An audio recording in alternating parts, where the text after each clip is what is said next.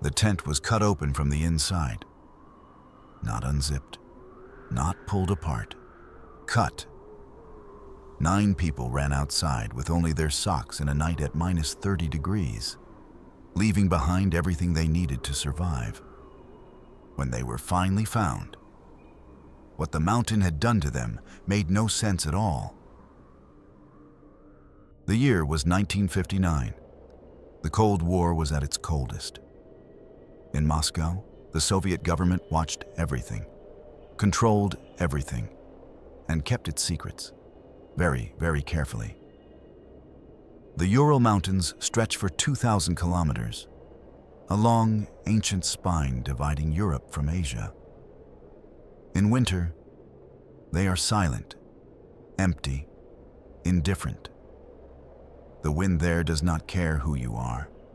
It only knows cold. But deep in the Ural Mountains, far from Moscow, far from politics, 9 young students were planning an adventure. They were hikers, friends, the kind of people who spent their weekends climbing mountains instead of sitting in classrooms. Their leader was Igor Dyatlov, 23 years old. Experienced, careful, respected by everyone who knew him. The others were like him, young, strong, and completely comfortable in the snow. They had done this before, many times. This was supposed to be their hardest climb yet. A Category 3 expedition, the most difficult level in Soviet mountaineering. Difficult, but not impossible. Not for them. On January 23, 1959, they left the city of Sverdlovsk by train. Laughing, taking photographs, writing in their diaries. They had no idea that in 10 days, not all of them would be writing anymore. There were 10 of them in total. 9 students from the Ural Polytechnic Institute, and 1 experienced mountain guide named Semyon Zolotaryov, the oldest of the group at 38, hired to lead them safely through the most difficult terrain. Igor Dyatlov was their leader, but not because he demanded it, because they trusted him. Among the 9 students were 2 women. Zenaida Kolmogorova, 22 years old, radio engineering student. Lyudmila Dubinina, 20 years old, the youngest woman in the group, and the one who kept the team's finances in order. Both had climbed in conditions that would stop most men. The others were young engineers and graduates, people who had chosen to spend their winter holidays pushing themselves to their limits. They kept a group diary. They took photographs, hundreds of them, laughing in the snow, making faces at the camera, arm in arm. The last photograph was taken on February 1st. It showed the group setting up their tent on the slope of a mountain they called Kholat Syakhl. In the language of the local Mansi people, that name means dead mountain. The route was planned carefully. Igor Dyatlov had mapped every step. They would climb north, through the forest, up toward the tree line, then higher, onto the open slope, camp there for the night, and continues in the morning. Simple, methodical, careful and organized, doing everything in the right order, nothing left to chance. The first few days went well. They moved through the forest in good spirits. The snow was deep but manageable. The cold was sharp but familiar. On January 28th, one member of the group, Yuri Yudin, turned back. Not because of fear, because of pain. His knee had given out. He couldn't continue. He said a reluctant goodbye to his friends at the edge of the forest. He didn't want to leave, but he had no choice. He watched them disappear into the snow. He never saw them again. That decision, the bad knee, the pain, the goodbye, saved his life. The remaining 9 continued north. On February 1st, they reached the slope of Kolatsyakal. The weather was turning. Wind, snow, dropping visibility. An experienced team would have stopped, found shelter in the forest below. Igor Dyatlov made a different decision. He pushed on. He set up camp on the open slope, exposed to the wind, far from the trees. In his diary that night, he wrote that everything was fine. That was the last entry. By the next morning, the tent was empty. The group was supposed to return by February 12th. When they didn't, nobody panicked. Not immediately. Mountain expeditions run late. Weather happens. Roads change. But by February 20th, the families could not wait any longer. A search party was sent into the Ural Mountains. On February 26th, they found the tent. It was still standing, but something was wrong.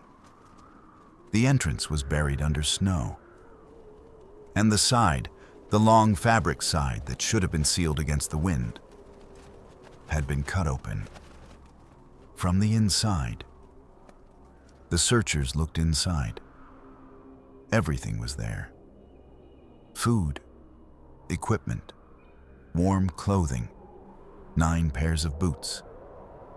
Everything they needed to survive. Left behind. As if they had left in a hurry. As if they had left in terror. The searchers followed the tracks leading away from the tent. Down the slope. Toward the forest below. 1,400 meters from the tent, they found the first 2 bodies. Yuri Doroshenko, Yuri Krivonishenko. No coats, no boots. Lying near the remains of a small fire. A fire that had burned out long ago. They had tried to stay warm. They had failed. 3 more bodies were found shortly after, on the slope between the tent and the forest. Igor Dyatlov, Zinaida Kolmogorova, Rustem Slobodin. They were found alone, spread apart, facing back toward the tent, as if they had been trying to return, as if something had stopped them. The Soviet authorities closed the investigation in May 1959.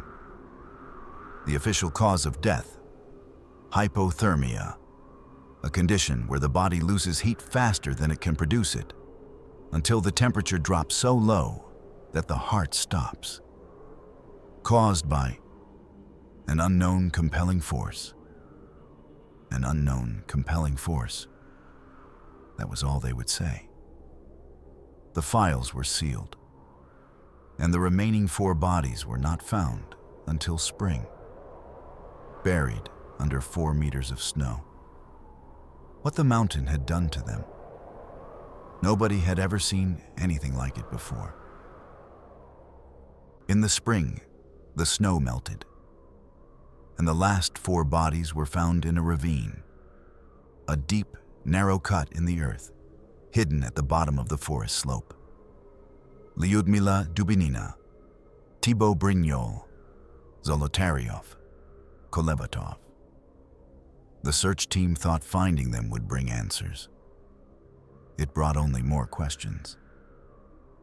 Lyudmila Dubinina was missing her tongue, her eyes, her lips.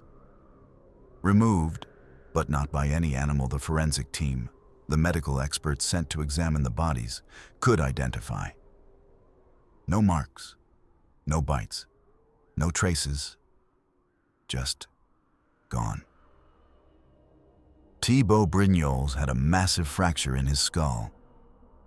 The kind of force required to cause that injury is the kind of force you find in car crashes, not on a quiet mountain slope, not in the middle of the night.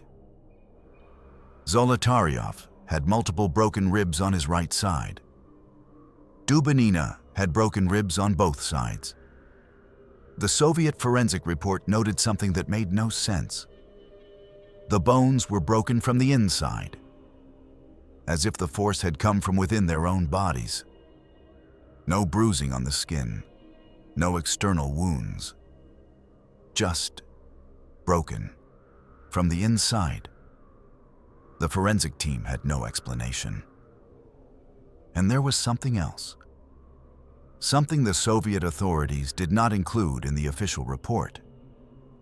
Something that was found decades later by investigators, people who studied the case when the sealed records were finally opened. The clothing of several hikers tested positive for radiation. Invisible energy released by certain materials, energy that can damage the human body. Energy that had no business being on a mountain in the middle of nowhere. Not a large amount, but enough to be measured, enough to be noted, enough to be concerning. The tent had been cut from the inside. 9 experienced hikers had run into -30-degree darkness in their socks. Some had injuries that challenged explanation, and traces of radiation had been found on their clothes. The Soviet government looked at all of this and closed the file.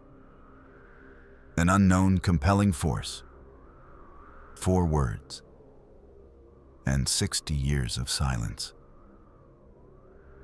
So what really happened on Dead Mountain? 60 years later, investigators, scientists, and researchers are still asking the same question.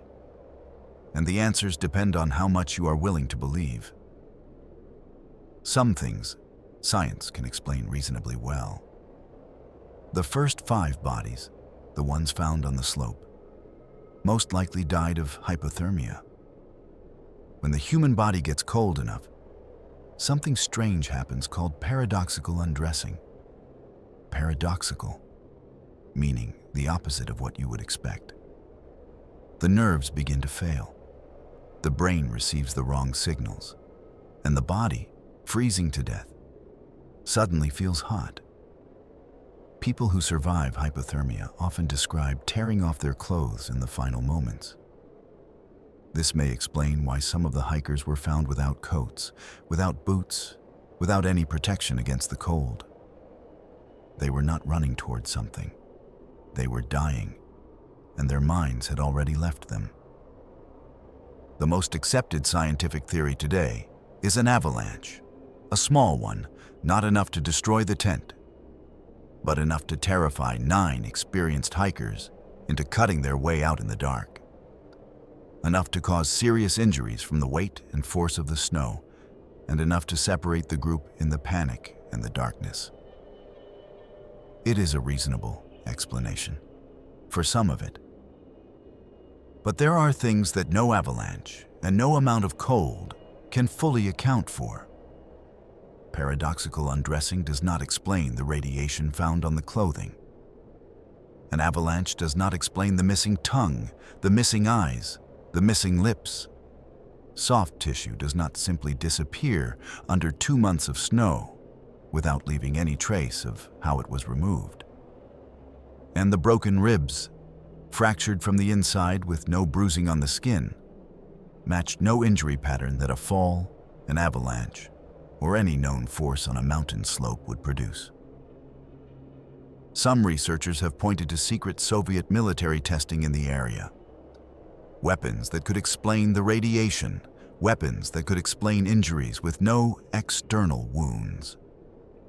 The Soviet government was testing many things in 1959, and they were not in the habit of explaining themselves. Others have suggested infrasound, sound waves at a frequency so low that the human ear cannot hear them, but the body can feel them. Infrasound causes disorientation, a feeling of confusion, of not knowing where you are or what is real, and a desperate, overwhelming need to run. It has been recorded in places where people have reported sudden, unexplained terror. And it may explain why 9 rational people, experienced, calm, and in control, suddenly abandoned everything and ran into the dark. but it does not explain what happened after. The KGB, the Soviet secret police, the most feared intelligence agency in the world, has never been officially linked to the incident. The military testing theory has never been confirmed. The infrasound theory has never been demonstrated at Kholat Syakhl, and the avalanche cannot account for everything the forensic team found.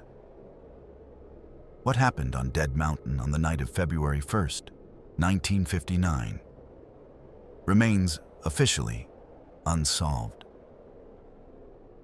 Today, the Dyatlov Pass incident remains one of the most investigated mysteries of the 20th century. Dozens of expeditions have returned to Dead Mountain. Hundreds of researchers have studied the files. In 2019, the Russian government reopened the case and closed it again, officially concluding avalanche. Most people who have studied the evidence do not find that conclusion satisfying.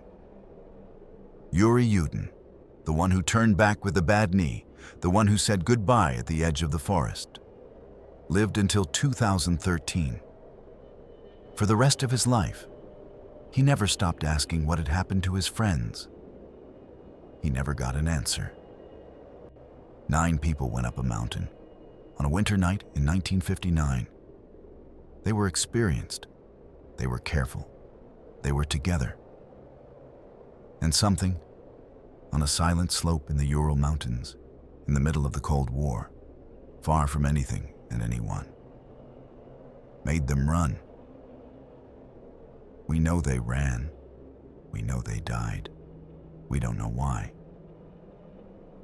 And on Dead Mountain, that question is still waiting. Thank you for listening to B1 English Mysteries. If this episode kept you up at night, good. Subscribe, and I'll see you in the next shadow.